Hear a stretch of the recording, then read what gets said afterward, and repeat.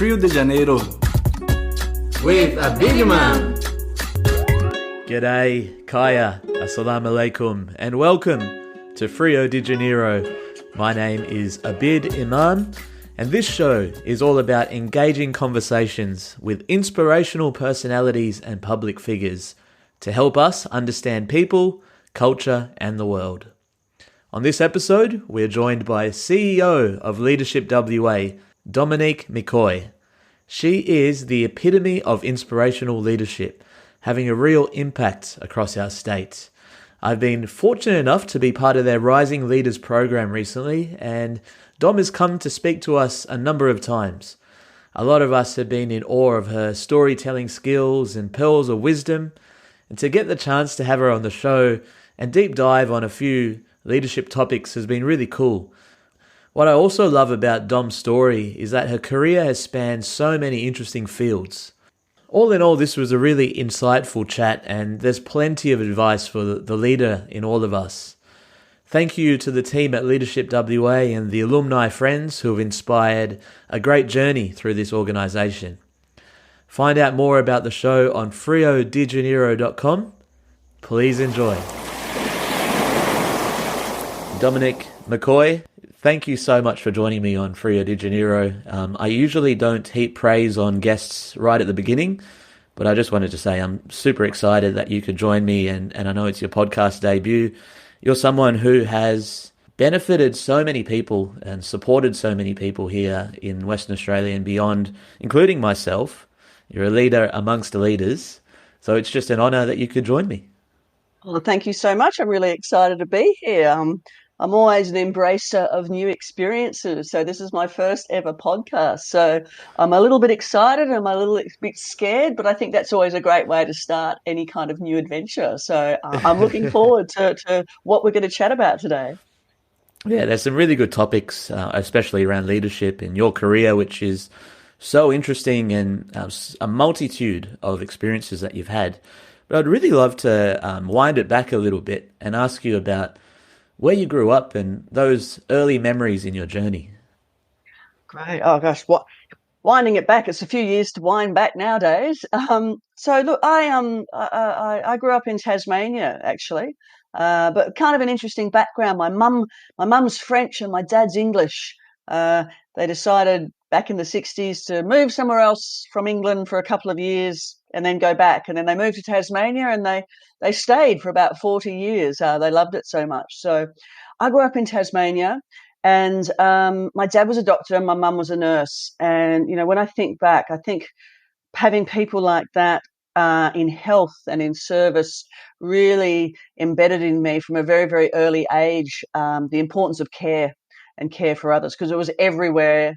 Every part of the household was it. My dad was an old school GP, so the patients had his home phone number when we used to have a landline, and patients would call up all hours of the day and night and the weekend, and because they needed to see their doctor, and he would pack up his little black bag and go off and do a house call. And just watching that and being surrounded like that, I think embedded in me a really strong sense of taking responsibility for caring for others. So that was kind of the life philosophy.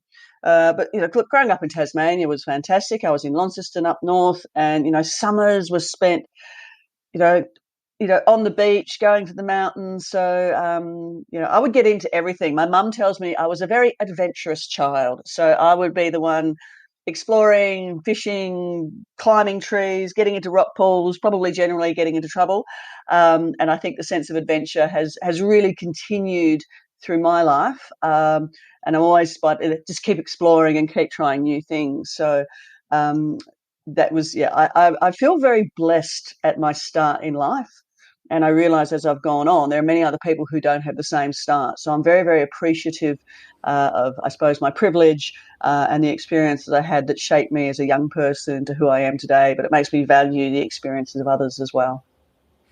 Tasmania sure sounds beautiful. Do you often get the chance to head back and have a look? Yeah, I'll try and go back every sort of 4 or 5 years. My parents have retired back to Europe. They packed everything up about 20 years and went back. But I've still got lots of good friends there, and old schoolmates, which I still keep in contact, let's say 30 or more years down the track. And so it is nice to get back to there. And look, and Tasmania is, a great place for a whole range of activities, and it was sport and art. And as I was growing up as well, I got into sports. So I did softball and soccer and athletics, etc. And I really started to get my sense of enjoying working in a team and what team sport is all about.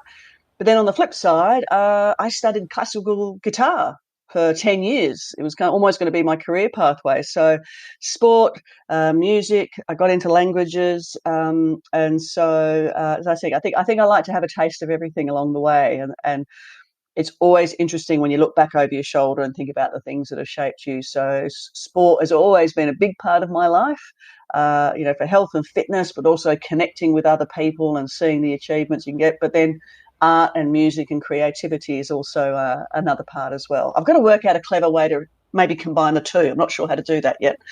That's the sweet spot right there, Dom. But you've given me quite a bit to jump off with there, and I'd love to actually go on the sports side of things. And my research should suggest that you have been a state team member for WA of dragon boating. Is this correct? Oh, I love it. Oh, look, dragon boating is a fantastic sport. And it's funny, the reason why I got into it is I moved to Perth here about 23 years ago, and a great way to meet people is through sport. And I played a lot of volleyball, actually. I played a lot of indoor volleyball and beach volleyball and state series doing that many years ago. And then, unfortunately, as has happened, I did my knee. So I had a major triple T reconstruction with a lateral release. Anything that you could do to the knee, I somehow managed to do it. So after surgery and a lot of rehab, which is always the fun part, the challenge is with a knee injury, I couldn't do a lot of running or jumping anymore. And when you think about most team sports, it involves running and jumping, right? Unless it's like relay swimming, and I wasn't a swimmer. And then anyway, one day at work, this guy came in and he had this long, bizarre-looking half paddle, half canoe over his shoulders. I was like, what's that? He said, this is a dragon boat paddle. Give it a go. And so 15 years later, I'm still dragon boating. So the beauty about dragon boating is if you're not familiar with it, it's a very, very long boat. Think about a really long canoe. You have 20 people in that boat sitting 2 by 2, so 10 seats, 2 by 2, and you have to get that whole team working together. Now, the good thing for me is it was low impact, so it didn't matter that my knee didn't work because it was still high level of physical exertion. It was working together as a team. It was on the water that was even better. So I started dragon boating and paddling, and then I moved into the role of sweep, which is standing at the back of the boat and steering and yelling at people, but enthusiastically. So I did that for quite a few years, and so we've taken a team overseas, and very, very proudly I'm a bronze medalist for Western Australia in the Australian National Dragon Boating Championships. So it's great as a sport. It is highly accessible. Anyone can jump in a boat and paddle. I have taken out completely blind paddlers with cerebral palsy, 88-year-olds I've taken out and paddled, 12-year-olds I've taken out and paddled. So it's an absolutely marvellous sport that is very, very inclusive, but you can take it up to the highest level. Some of my friends have competed for Australia. So it's a good way to get the energy out. What are some of those nuances between dragon boating and rowing? Rowing, I guess, is a bit more well-known and Olympic sport. Is it that dual or the number of people in the boat that is the difference, or is there more to it that I'm not getting into? I think the first important distinction is in dragon boating we go forwards, whereas the rowers go backwards. So we're always looking ahead. Okay. Look, I think the thing is you think about the concept of getting 20 people to work in unison. So in a rowing 8, it's 8 people plus maybe the cox, controlling.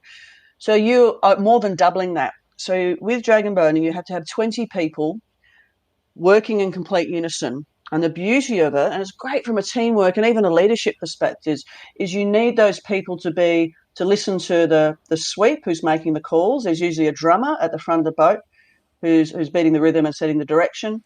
every single bench in that boat, whether it right at the front or right at the back, is going to contribute to the success of the boat.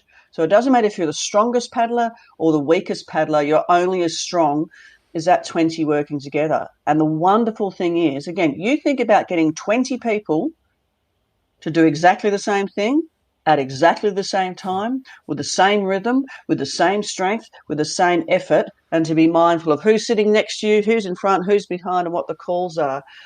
So I think that's what makes it quite unique, because if you have everybody paddling at different speeds and at different rates, your paddles are going to clash, the boat starts rocking, and it's not very effective. And I always, when I take groups out, I always give the analogy, I could have a team of tiny little gymnasts and a team of footy players.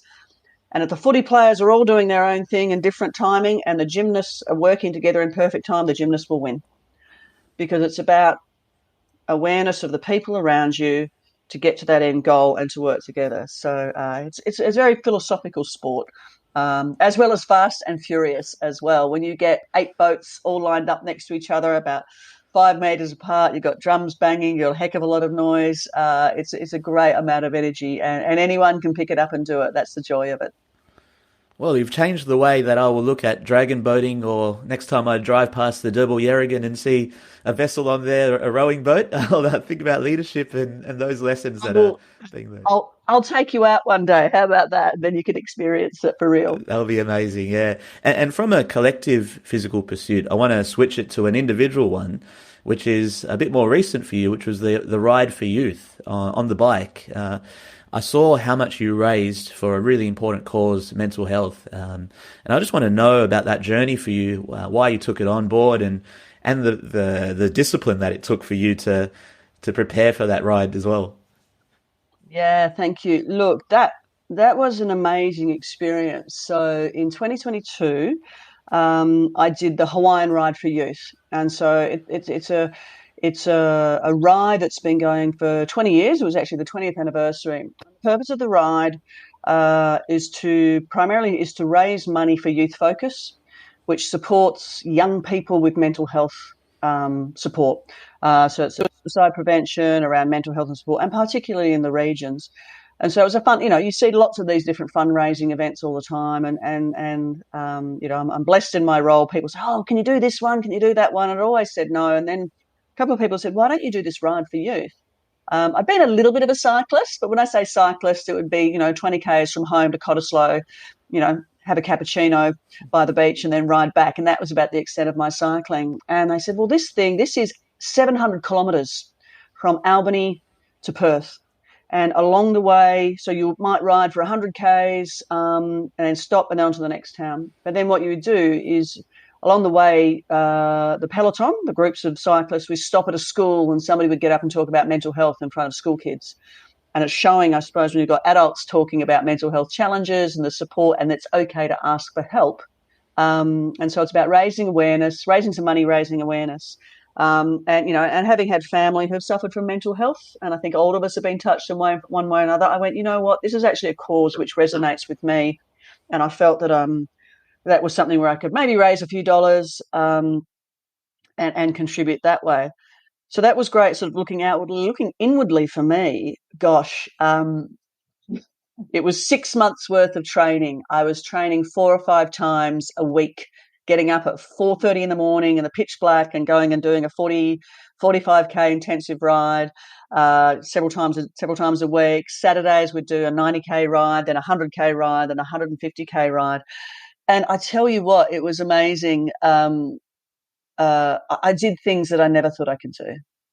I climbed hills up Welshpool Road, up to Kalamunda, my first 50K ride, my first 100K ride, my first 150K ride. And it was a really fantastic experience for me, because personally, seeing how I could push myself, push my body and push my mind, sometimes it was very zen, because it was just you and the bike. Other times we'd get frustrated and I really felt I wanted to throw my bike out of the pram and just give up, and that's it. But what was wonderful, there was a whole stack of people around me who had done it before, 5 years, 5 rides, 10 rides, they'd done it 20 times, who said, no, back yourself, believe in yourself. You do the training, you make the commitment, you can do it. And so I went through that, had a couple of seeds of doubt from time to time, which we all do. But at the end of the day, I went, I've signed up for this. I made a commitment, and I've asked people to give me money to give. And I think I raised over $16,000-$17,000 that would go into Youth Focus. And I went, well, I can't quit for me, and I can't quit for everyone else. So it was great. So last year on the bus down to Albany, and we rode all the way back from Albany to Perth, 700 Ks, and I loved every minute of it. I think the beauty of doing something like that, on the bike you're on your own, but with this sort of ride you're as part of a peloton. So the pelotons are the groups of cyclists that you see, and that whole peloton, it's like a team, it's like a little society. You got your stronger riders, your weaker riders, but you all need to work together, because if one half of the peloton gets there half an hour before the rest, you're not achieving what you're supposed to achieve. So some good life philosophies, I think, and I found some really interesting parallels between being in a dragon boat as a team and understanding everybody in the team, and then being in a peloton of 40 or 50 people and realizing you've got all these different strengths, weaknesses, personalities, mindsets, and how do you bring them all together. It was a great ride. I'd highly recommend it to anyone who would want to do it. Get yourself a good bike, get yourself the good kit. That is really important, because how you look is just as important as your performance, as you know, for cyclists. But an amazing physical and mental challenge, and I really, really cherish that as an experience. It taught me a lot about myself, more than I ever thought I knew. Thanks, Dom. Yeah, we'll put the links in the show notes so people can find out more about how to get involved. I really want to switch up down to more intellectual pursuits and your career itself, which is incredible. And I want to get started with your first job, and let me know if I'm wrong. I'll sack my research and development department. But it's the Australian Institute of Sports in the marketing manager role. As someone who is passionate about sport myself, but also you as well, I want to know how that was for you as a start in your career, going over to Canberra. Yeah, look, that was great. I mean, for someone who loves their sport, my first job out of university was at the Australian Institute of Sport in Canberra. So education-wise, I'd done a couple of quals. So I did a Bachelor of Arts, triple major in French, German, and English, bit of Russian thrown in. But then I realised I actually really enjoyed engaging with people and making things happen at events. So I did a postgrad in marketing. And then, landed my first job at the AIS in Canberra, and that was an amazing experience. Not only because of what I learned from a technical perspective about marketing. So the marketing there was getting people to come and visit the AIS. We had an interactive sports exhibition there, conferences and things like that, and to get people to use the facilities and to generate revenue. But also at the same time, just being surrounded by all the athletes. So this will date me, but when I was there, it was a lead up to the 1996 Atlanta Olympics campaign. And, so we had, those were the days of Michael Klim, swimmer, Petria Thomas, the water polo team was doing amazing things, the soccer team, the gymnast program was there. And so you had this amazingly diverse range of athletes in various stages of their career or their campaign, because for some athletes, a campaign to get the Olympics, it might be an 8-year campaign or a 6-year campaign to actually say, I'm going to go to Atlanta or Sydney or Tokyo, whatever it is. So watching the range of the dedication and the focus and the support that was around those athletes was an amazing place to be. But spending time, I learned about discipline, which was great to observe. But I also learned about how you recover from failure or disappointment, because for some of those athletes, they may have been training for 4 years for Olympics, and then 6 weeks out they do their ACL, and that's the whole thing gone. So how do you pick yourself up from that? How do you say, well, everything I've been working to for this one moment in time? And it was good to see, where people had that sense of resilience. We talk about resilience a lot more today than we probably would have 30 years ago, but, resilience and picking yourself up, and then how the people around you can make a difference. So It was an absolutely fascinating time. And I just can remember, sitting there in the theatre there at the AAS watching the Olympics live on TV and cheering, and there were people that you knew, and that great sense of camaraderie and spirit. So it was a pretty good way to start my working career, I've got to say. And maybe hanging out with some of those gymnasts taught you about pivoting, because it's a word that we use a lot now. And I know you like to put a little twist on it and sometimes call it twirling, but your career took so many interesting twists and turns in terms of where you took it, and that includes state, federal government, you've been on boards. I just want to know about whether that was deliberate to try different fields, or was it something that just naturally happened? Yeah. Okay. Well, look, when people ask me, what's your career pathway? What's it been? I say, I've worked in elite sport, science, zoos, food, cemeteries, the Department of Premier and Cabinet, and now in not-for-profit space in leadership. So people listen to that and go, "Oh my God, what were you doing? What were you thinking?" And so it's been a fantastic sort of a career as I've gone from one thing to another. Was it by design or by chance? I think it's a little bit of both. What I probably have learnt over the years is to understand and value what my skills were, what my skills, what my experiences were, and I call that my toolkit. So my toolkit might be, I know how to build relationships with people. I know how to write policy. I can write marketing plans. I can, and as you go through your career, you build more and more skills that you put in your toolkit. So it was when I started to realize, well, I've got all these sort of skills, and I can take them anywhere. So when I was in Canberra, I was working for the National Science and Technology Centre, which is a bit like SciTech here, hands-on interactive science, lots of fun. And then I knew I wanted to go somewhere else. I wanted to go to Perth for some reason. The more beaches, bit warmer than Canberra. And there was a job going at Perth Zoo. And one of the criteria was, desirable that you've worked in a zoo or conservation agency. I went, well, not many people have done that. But what I realised, I'd worked in a place, the National Science and Technology Centre, where it was about communicating about that science is fun and relevant for anyone and everyone, and marketing activities. So the same thing. So I said, I can pick up my skills in doing that, and I can transfer that into a zoo environment. And then further down the track, when I moved to the Metropolitan Cemeteries Board, never worked in a cemetery before. I think I'd been to one funeral, fortunately, in my life.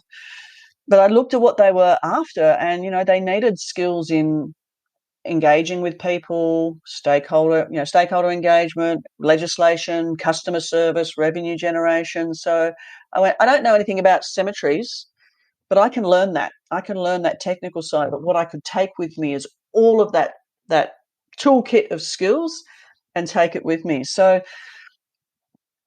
that's sort of the technical side. I worked out what my technical skills were, and it sort of gave me a bit of confidence to move to completely new topic areas. Elite sports, science, zoos, food, cemeteries. None of those things are really related when you think about it. But the skills that I took with me were, and I kept building each time. I think the other thing I did was, when I was looking at where my next steps would be, I would always say, well, does it align with me, my purpose, my values? Do I believe in it? Do I feel that working for that place will allow me to shine, do a bit of good, impact other people? Will I feel comfortable going to work every day? And I think that's a question that's really important for anyone to ask themselves or ask each other. Life is short, life is full. Most of us are working 5 days a week or more or less, but, and I think that's a lot of your life at work. You might as well do something that you really enjoy and that really resonates with you. So, for me, one of my little life philosophies is you either take opportunities or you make them. Okay, so sometimes taking the opportunities is, you see the job and you go, oh, maybe I'll give that a go. Or, somebody says, hey, have you thought about this? And you go, yep, okay. I say yes a lot. So that's the taking the opportunities. The making the opportunities might be, can see something I think I'm interested in. I'm just going to call up the CEO or somebody there and say, hey, can I buy you a coffee and pick your brains? I'm interested in hearing about it. And you never know where that conversation may lead you. And it may lead you to go, no, that's not for me. Or it may lead you to think, hang on, maybe this is a pathway that I could follow.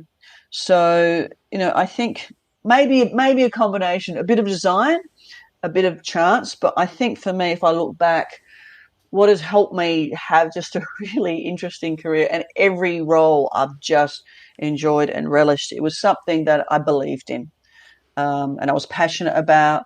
I felt I was making a difference, and I felt that the skills that I had, I could contribute to. I hope that makes sense. Oh, it makes absolute wonderful sense. And the role at the Perth Zoo sounds like one that is a dream role for so many people because of the amazing values and philosophy that they have as well. What was that like for yourself? Oh gosh, that was an amazing job. So, I mean, even arriving, I flew in from Canberra to move to Perth. I knew two people. Uh, they were both Olympian hockey roos who very rudely took off to win gold in Sydney at the Olympics. I arrived in August, and they left shortly afterwards to go and win gold. A bit selfish. I was by myself. Knew no one in Perth. But the cool part is I spent I think it was the first 3 months living in the zoo. There was accommodation there, so they said, "Oh, look, you can live in the zoo for the first 3 months," and that was brilliant. Talk about immersing yourself. So I lived in the zoo. So, can you imagine all the sights, sounds, smells of living in a zoo? Was brilliant. So that was a great kick-off start. But look, the wonderful thing about working in a zoo. Sorry. Where do you even live in a zoo? Where is the quarters for you to stay? That there's a few houses on site. I mean, the zoo's been there for well over 100 years, so the old sort of the curators would live on site. There's still a few houses there, so that was handy for me just to find my way around Perth, and until I could find a place to live in. But look, the wonderful thing about working at Perth Zoo, and it really really struck me there, and that was started one of my little aha moments. It's about working with passionate people. You're working with zookeepers whose sole purpose is, how can we stop this species coming extinct? How can we educate the general community about the value and importance of conservation? And it doesn't matter if it's a lion or a tiger or a tiny little, 3 centimetre long western swamp tortoise that's highly endangered. So working with people who really believe in what they do and why they do it. And then I was in a marketing role there. So the opportunity to sort of harness that passion, understand it, which is important, harness that, and then turn it into, I suppose, campaigns and activities which would draw the general public in to come and walk through those doors and look around and understand the wonder of science and conservation and environment and nature, and to think about their footprint. What privileged a position, what a privileged role to be in. So connecting, what would happen behind the scenes in the zoo with, Joe Public coming in who might never have thought about it. And also, particularly for Perth Zoo, being part of a zoo that was very progressive, moving away from having animals in small cages where, you could always see them, but what a life for the animals. So having more natural exhibits, having, physical and mental stimulation for the animals, what they would call behavioural enrichment. The interesting thing about a zoo is ultimately you want to work so zoos are not needed. That's your goal, is to make yourself as a zoo almost extinct, I think, because wouldn't we want to be in a world where animals are out in the wild doing their thing, we can appreciate them, and we don't actually need a zoo to preserve species or to educate. Unfortunately, that's the way the world has gone. And I had some amazing experiences. I had everything from, everyone would remember Tricia the elephant, absolute icon of Western Australia, being up close with her and having, her running her trunk over my arm and sniffing and checking me out and having that moment. And then I can remember another time going into the reptile nursery and almost being moved to tears because I was watching a little baby Woma python emerging from an egg. This new life coming. So it was an absolutely amazing experience working at the zoo. But what it did, it taught me a few things about working with passionate people, and also about, bringing people together. You had the inside staff, the administration, the marketing team, and they had the outside staff who were the keepers and the grounds people, and then bringing them together and saying, hey, we're actually all here for the same purpose. So I really love, for me, kind of worked out one of my passions and my superpowers is trying to bring people together for the same purpose. So it was a very hard place to leave because there were some incredible and magic moments. And for me, if I played a role in that, one person on one day walked out of those zoo gates and changed the way that they moved in the world for the better, that was a happy day for me. Thank you, Dom. That's beautiful. And one of the other roles I just wanted to capture was the role at the cemetery. And you mentioned your toolkit, and I imagine that you needed to delve upon empathy and connecting with people in a different way. How was that for you? Oh, wow. Yeah, look, it's always interesting when you say that you work in a cemetery. Everybody kind of goes, and takes 2 or 3 steps backwards because I think it's weird. And then they'll start creeping back and starting asking you all these odd urban myth questions. But look at this. When that job at the Cemeteries Board came up, and it was the Director of Client Services, which always gives everyone a bit of a laugh. But I looked at it, and the first thing I did was, well, it actually aligns with my toolkit. It was stakeholder engagement, it was policy, it was revenue generation, it was customer service, it was leading a team, it was understanding the needs of a community and finding a way to meet those needs. So I fitted in with my toolkit, but it also fitted in with my sense of purpose and values of contributing. You think about a funeral, right? And working in a cemetery. And I would say this to our team members and our staff. I said, you're in a privileged and position, and a position of honour, that you get to impact upon people on one of the most significant days of their life. So you think about it, birth of a child, getting married, or saying farewell to someone. So in a place like the cemetery, and we had Fremantle, Pinaroo, Midland, Guildford, Rockingham, Karrakatta cemeteries, so about 80% of all the funerals in the state. And I really believe, when I was talking to our team, I said, it doesn't matter if you're the accountant or the CEO or a grave digger or a gardener or you operate the crematorium, every single one of us has this opportunity to impact positively on people on one of the most toughest days of their life. And not only on that day, but we have a relationship with them and their families for the next generation, next 25 years, 50 years, because people will come back and visit. And so it really sort of aligned with my sense of, wow, you can have an impact upon people. I learned a lot about decision making, because I'd make a decision today and I'd have to think, what are people going to think about this in 25 years' time or in 50 years' time? So it taught me a lot about thinking on broad horizons. But I spent some amazing time with different community groups across WA. So I would spend time with Aboriginal leaders trying to, understanding what was important from a cultural perspective. I would sit around the table with, a dozen imams from the Muslim community and saying, well, what is important to you from a religious perspective? How do we balance that out with contemporary occupational health and safety legislation? How can we create a safe space for you and your families and your mourners, but also how can we create a safe space for employees as we're digging graves and commemorating people? So there was this really fascinating mix of legislation and the policies that go around that, but you're also dealing with people and their hearts and their minds and their emotion and grief. So I reflect back on my time working in the Cemeteries Board, and I hope it taught me to listen. There's a great phrase about how you should always listen to understand, not to reply.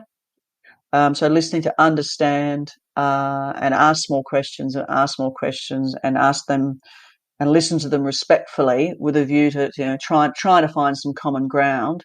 And as I said, you're looking after people on one of the most significant days of their lives. So, it taught me a lot about doing the right thing, but trying to balance that within the frameworks that you have to work. And they can be challenging for a lot of people. The the policy says no, or the computer says this, or the legislation says that, and those things are very, very important. But when you add human nature and grief and emotion and passion and love on top of that, there's no handbook that tells you how to do all of those sort of things. So I suppose from a leadership perspective and learning perspective, it's learn to pull together all the different pieces of the puzzle and the story, and then try as best that you can with hand on heart to navigate your way through it. So, did immersing yourself in that area, which was around loss of life and grieving, give you any lessons that you took around how we spend our time in this world, this limited time in this world? Yeah. Oh, look, I think there's lots of life lessons. I draw life lessons from all sorts of places, I suppose, whether it was working at the zoo or whether it was, at the Cemeteries Board or wherever else I've been. But look, I think it's you only get one life. Make the most of it. Make the most of every opportunity, and relish it. I think that's something probably I've learned. Take the time to appreciate yourself and those around you. And it doesn't mean that you have to do every single thing that comes across the way. You don't have to operate at 100 miles an hour, because maybe operating at 10 miles an hour is perfect for you. And I think that's a fascinating thing to do. But I think just appreciation and gratitude is something I think I've learned over the years, appreciating my life, the people around me, the people that perhaps that I can impact. People say, "Oh, wasn't it a bit sad and depressing to work in a cemetery?" And it wasn't, because what the team did at the cemetery and all the different cemetery sites is they created an environment that allowed people to celebrate a life, commemorate a life, and we'll watch people walking out after they've had a funeral service, and there would have been smiles. There would be tears, but there'd be smiles, there'd be laughter, there'd be solace, there'd be peace, because in an environment, the grounds were beautiful, the roses were amazing, the trees, the places that we went to. So it wasn't a sad place to be, because I felt we were doing something that was honourable and looking after people. So I think there are lessons learned, many, but enjoy the life you have, make the most of it, I think. And share it willingly and openly with others, I suppose. I think the listener, if they're hearing you for the first time now, would well and truly know that you're a very accomplished public speaker. I love hearing you in a live setting when I have had the opportunity to, and it's a really important leadership skill. And I admire how you do it. I just wanted to know what experiences have shaped you in your public speaking journey, or what has helped you? People often ask me this, and I've tried to work it out. I think, but even look, I probably had a little bit of an advantage, is that I studied languages. And so you learn from an early point when you're studying French and German and whatever it was, Indonesian, Russian, because you do have to speak it out loud. And speaking out loud in a foreign language is a good way of testing yourself. Now, not everybody is going to do that. So, look, I think there's a few things around, if you're asked to public speak, is have a topic that you're really familiar with. A lot of people, when they worry about public speaking, it's confidence, and the nerves start, and they don't have the confidence. So I think, where does a lack of confidence comes from? Lack of confidence probably comes from fear. Or fear, are they going to laugh at me? Fear that I don't know what I'm talking about. Fear that I'm not going to express it well. So I think, what can you do to allay that fear? So allaying the fear would be, talk about something that you're really familiar with. Talk about something that you're passionate about, because if you're passionate about it, actually that will come through.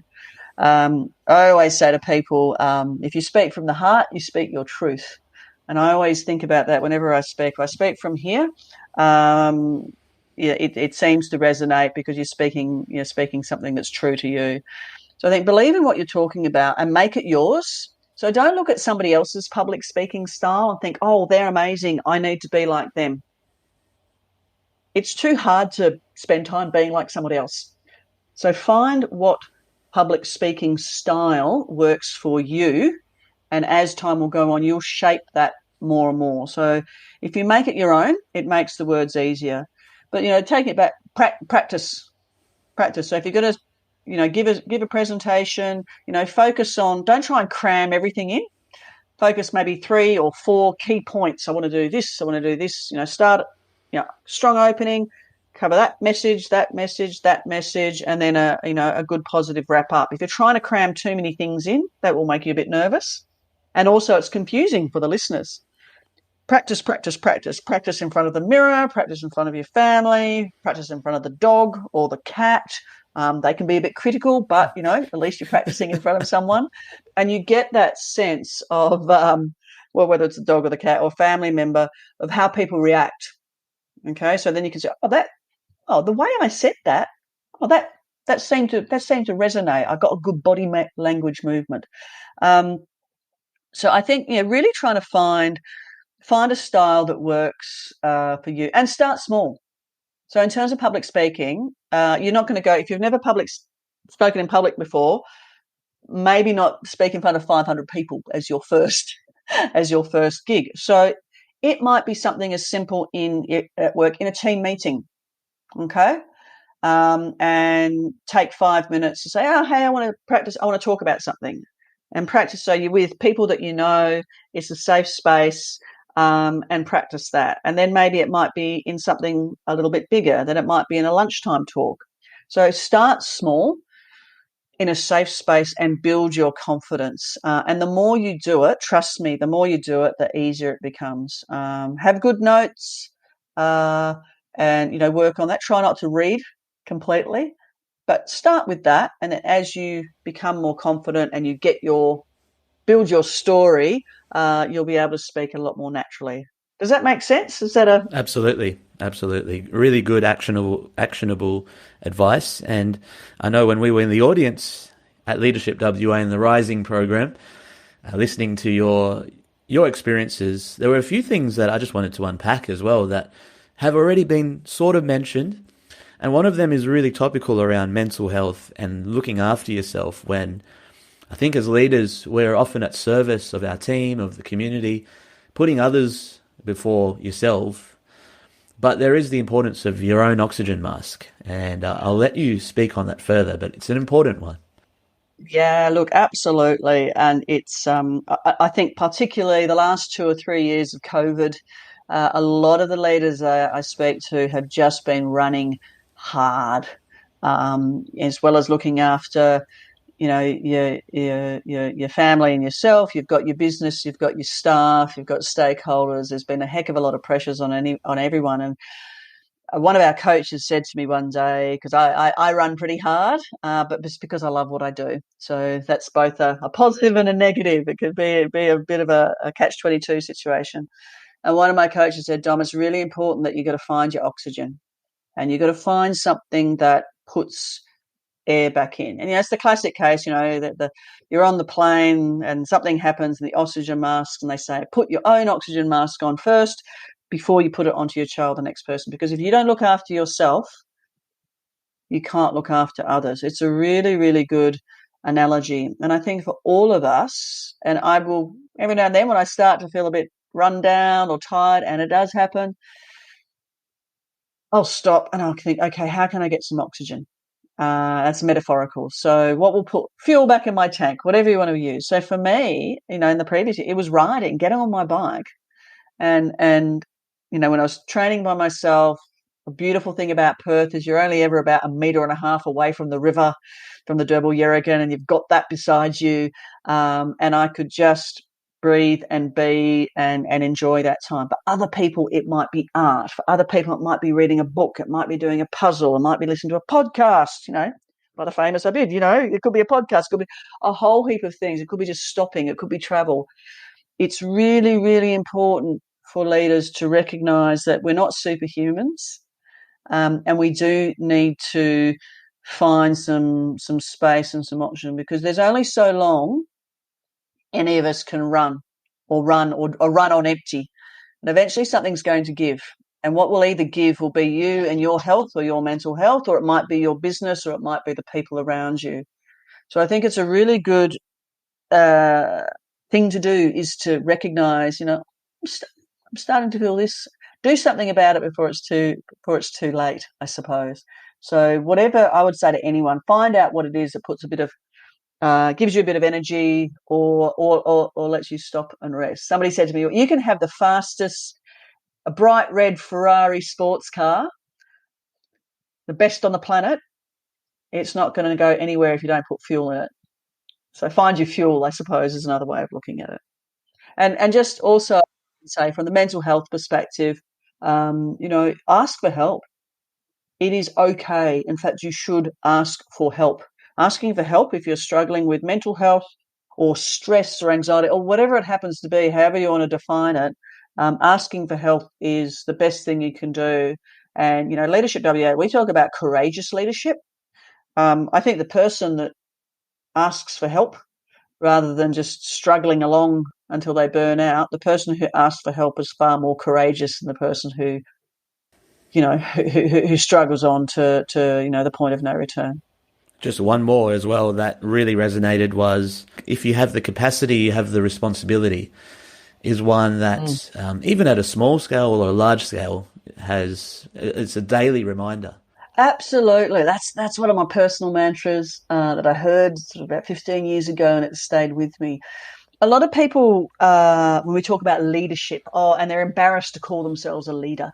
They say, I don't have the name tag that says CEO or general manager or whatever it is. And, I really strongly believe you don't need the title to be a leader. You don't need to be the head of an organisation of 1,000 people to be a leader or a big business. Everyone has the capacity to be a leader, and everyone has the capacity to impact upon others. And those other phrases, if you have the capacity, you have the responsibility. So if you think about that, you could be the leader of a big organisation, and your responsibility is to set the vision and to create an environment where people can shine and achieve those goals, yes. But all of us have got the capacity to impact upon other people. And that might be just as simple as walking down the street and you see someone, a complete stranger who's just not smiling, and you say, hi, or you go, that's a great tie, or fantastic dress.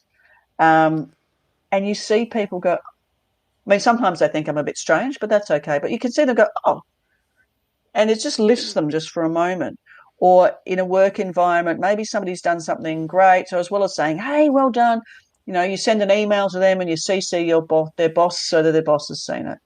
If you have the capacity to impact upon someone, you have the responsibility. Responsibility is not linked to money or title or position or power. Every single person can make a difference in someone else's life. The one day that you say hi to someone in the corridor, it'll be the day that they were thinking about self-harm, and because someone paid them attention, it just lifts them a little bit. The one time that you acknowledge somebody's achievements, it might lift them up. So I think if you have the capacity, you have the responsibility, something any of us can do. It's understanding what your capacity is. It could be something huge. It could be something tiny. So for me, doing the Ride for Youth, I never thought I could ride 700 Ks, but I could do it. And I could end up in a position to raise some money that can help other people. And I suppose that's one example, but it could be just as I said, simple as saying, hey, awesome shirt, looks fantastic on you, and then off you go. You might never see that person again, but gosh, you could make a difference to their day. Happy 5th anniversary for 5 years as CEO at Leadership WA, a very impactful organisation in Western Australia. I think we've talked about the different steps in your journey so far and places you've immersed in, but this must be one that is so rewarding to you. I want to know what it means to you to be the leader of an organisation that develops and supports leaders in our state. Oh, well, yeah, look, I am in this role, gosh, I am in my happy place. I'm in this privileged position where I get to help. I have a team, amazing team, and my role in leading that team is that you get the chance to help people find and exceed their leadership responsibility, find and exceed their leadership capacity. What's their potential? What can they do with it? And that is just fantastic. So the stories we hear, the people we meet, the environment that we create that allows leaders and potential leaders at all sorts of levels to find themselves and find their leadership strength, that is just brilliant. And then the other part of what we do is it just doesn't end once you graduate from our program. So people become alumni, and we look to galvanise those alumni for social impact that might be going on to a not-for-profit board or providing some strategic planning advice, and using their skills, what's in their toolkit, to help others. And that's sort of part of what we do at Leadership WA. It's about creating a stronger state and a better WA for our community. There are all these amazing organisations out there in the not-for-profit space who are doing wonderful things for some of the most marginalised or vulnerable or disadvantaged people. It might be around domestic violence. It might be around homelessness. It might be about accessibility to sport, people with disability. And there are organisations doing great things, but they do need help. So, it'd be 2 hours of your time. That's absolutely priceless for a small not-for-profit who are needing some help. So not only do I get to help be part of sort of shaping leadership and leadership thinking from people as individuals, but I get them to start thinking about, well, hang on, what could my footprint be? How could I use all of this and make a broader impact? So it's a lot of my friends say, wow, yep, this is the perfect job for you. So I'm very much in my happy place. It does make me rise to the balls of my feet when I talk about it, because it is exciting. And the beautiful thing is we bring together a really diverse mix of people on our program. So we bring together people from not-for-profit sector, private sector, public sector, diverse sort of genders, cultures, lived experience, life experience. And we bring together this amazing sort of melting pot of diverse people who can learn from each other. So we create experiences where they can learn. But as you know, it's the people in the room that we bring together.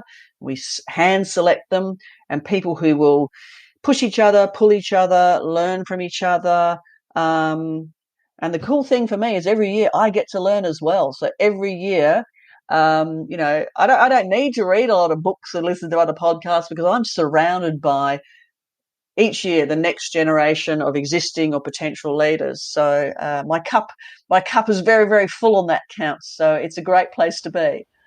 It's been transformative individually or personally, and for the listener to know that there are a rising program and also a signature leadership program, as well as a leadability course, many opportunities. So there'll be a link in the show notes to really promote what Leadership WA do. And I'm sure you get asked this question a lot, potentially, but I want to know, what is your definition of leadership? Oh, wow. Look, I think leadership can be so many things and so many people at different times. But I mean, I think really, ultimately, I think it's about setting a vision and the goals to achieve that vision. Then I think it's about creating the environment where people can achieve those goals. And that environment is your facilities, your resource, your culture. Create an environment where your team can achieve those goals. And then the next thing, get out of their way. It's no point being the leader who is in everything, who is striving forward and running forward and doing all these amazing things, and all of a sudden you look behind you and there's nobody there. You're leading a team of one, which is you. So I think leadership is about people. Create the vision, create the environment, get the right people, support them and nurture them, and let them do their thing. When I look at it's creating space for others to step in as well. A leader does not have to know everything, be everything, have all the technical knowledge. Nobody can do that. So it's surrounding yourself with really great people and then letting them get on with it. I've got members in my team who are far more knowledgeable than I am, and that's brilliant. Look, I think, gosh, yeah, that's a whole other podcast on the definition of leadership. But I think you've got to find not only the style that works for you, but also the style that works for the people that you're working with. What's the situation? What's happening? Everybody talks in the last few years about, adaptive leadership and being able to pivot or twirl and being able to move. So I think contemporary leaders nowadays, there's a lot of complexity. And so the ability to, scan and change and adapt is really, really important. But at the end of the day, for me, it's about people. You're leading people to achieve good things. So I'm a big believer in the humanity of leadership. You're leading humans. It's a very inelegant phrase, but people are humans. Lead with humanity and authenticity. and trust, and that's how you can achieve wonderful things. I think that's my philosophy. I know I don't always get it right, but that's what I'm aiming to do. And when I see the sort of things that the Leadership WA team achieve, and I see the program participants who come through on our signature program, our rising program, leadability, aspiring, all the experiences that we create, you're seeing people who are putting more into their toolkit, understanding themselves better, believing themselves better, and just becoming leaders who can make a difference. We have a wonderful ripple effect in what we do. So we'll just, and you've experienced this, we'll just open the door, maybe encourage you to walk through it. Sometimes we might shove you through it. Sometimes we might make you a bit uncomfortable in a safe space. Sometimes we'll just sow a seed. We'll do that for you, but then it's up to you and our participants to take that and make something with it. And that's the beautiful thing, because I've, over 5 years, the number of stories that I've seen and the people that I've seen and the growth of the people that are coming through our programs is just extraordinary. And now we've got over 1,100 alumni now, and they are doing amazing things across the state. Speaking of people, Dom, who has inspired your journey, or have you had any important figureheads across the span? Oh, it's always a hard question to. I'm a great observer. Okay, so I'll observe things and everything. Like I said, right from the word go, from my parents, observing my parents in a medical environment and looking at the level of care, and the dedication. Some of the athletes that I saw over the years. So it wouldn't be a particular famous person, but just people that I've been so blessed to interact with over my life. The athletes who incredible dedication and skill, and then and resilience and bouncing back over the years. The people that I've seen suddenly believed in themselves a lot more than they ever could before. So yeah, I'm not going to give you that answer on who's my most inspirational leader. There's so many people. Look, in recent times, somebody like Jacinda Ardern, who, she showed that you could lead with compassion. You could lead a country, but you could still be a human being, while you do it. But under the same token, look, here's a good example, somebody who's inspired me. So we run our leadability course. It's a short course for people with disability or people working in the sector. And we had somebody go through last year, and he works for a disability sort of working enterprise, or he has a mild disability. He works for them. He came and did our course. Anyway, one day I got an email from his CEO saying, "Oh, Dom, just want to let you know, I've just come back from Canberra with his name was Sam. And Sam was sitting at a round table in Canberra with Bill Shorten talking about the NDIS and what impact that was having on people with disability. And on the plane on the way back, Sam said, I would not have had the confidence to go and sit at that table in Parliament House if I hadn't done this leadability course and learnt what I could do." That's the sort of person that inspires me. That must have made you feel amazing. Oh man, I'm getting goosebumps when I think about it, because just the opportunity to open a door for others is a wonderful thing. So where do I get my inspiration from? Stories like that. I get inspiration from people from everyday things, the most bizarre things. Watching a duck, scooting its way across the. I'll find something in that, and that's the absolute joy in doing that. So, and I would encourage people to look. You will find inspiration in many, many places, and it's not always in the obvious places. Not always in the the autobiography of a famous leader or something. Find the joy in looking around, and a lot of it is from the people just around you. I almost don't need to ask the next question because there's so much inspiration around us, but has there been a book in particular, or I know not podcast, because this is going to be the best podcast, but has there been anything that you would recommend? Look, I think I tend to look at a lot of the McKinsey and the Harvard readings that pop up because they're quite contemporary, and so that's worth subscribing to a few of those things. So that for me, it's sort of short snippets and snapshots of what's going on. I think I've got to be honest. A lot of my reading is reading reading a bit of rubbish in my downtime. So that gives me That's a little bit of my oxygen. I think what I would recommend for people is whether it's a book or a podcast or somebody speaking. Just what I would recommend is whatever it is, listen deeply and think deeply. And so if something inspires you, ask why. What was it that, gave me goosebumps? What was it that inspired us, and what does that mean for me? And similarly, if something triggers you, and you go, oh, I feel a bit uncomfortable with that, ask yourself why. So no matter, I think that's where the real learning comes in. If you listen really, really deeply and think, okay, what am I going to do with that? Book, podcast, speaker, casual conversation. There's always something to learn. I just want to add a question on that one, Dom, is how do you create the space to think deeply? Because I know we live in this world where our attention is all over the place, scattered a little bit sometimes. There's many competing and conflicting things pulling our attention away. So what has helped for you, or advice you would give on creating that space? Look, it's a bit of discipline. Look, there's even look, my EA is fantastic. She blocks out time in my diary, and it's called Dom time. So it's time for me. I can choose what I want to do with that, but there's no meetings. There's nothing else that happens. So, during the working day, block out time in your diary. Go for a walk at lunchtime. I've just taken up swimming.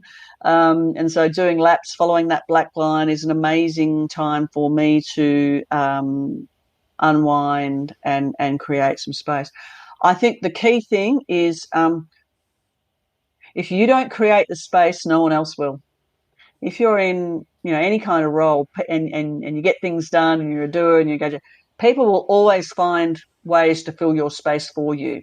Nobody's going to go, I'm just going to step back and let you do. So you need to be the one, I guess, to take control and to create some space. And space could be just taking 3 minutes to do some breathing, some deep breathing and, reset, 4 in, 4 out.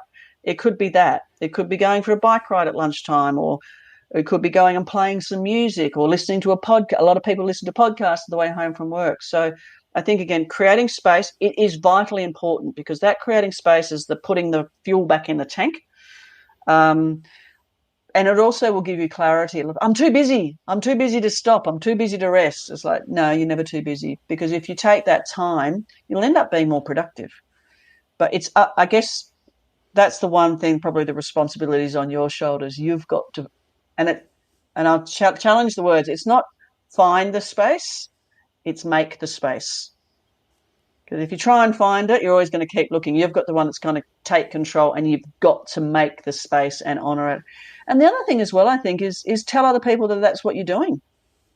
Because in leadership, you've got to, and I'm not always good at this, you've got to try and role model the good behaviours. So if I'm not creating space, if I'm not taking a break, if I'm not listening deeply, how can I expect anybody else around me to do the same?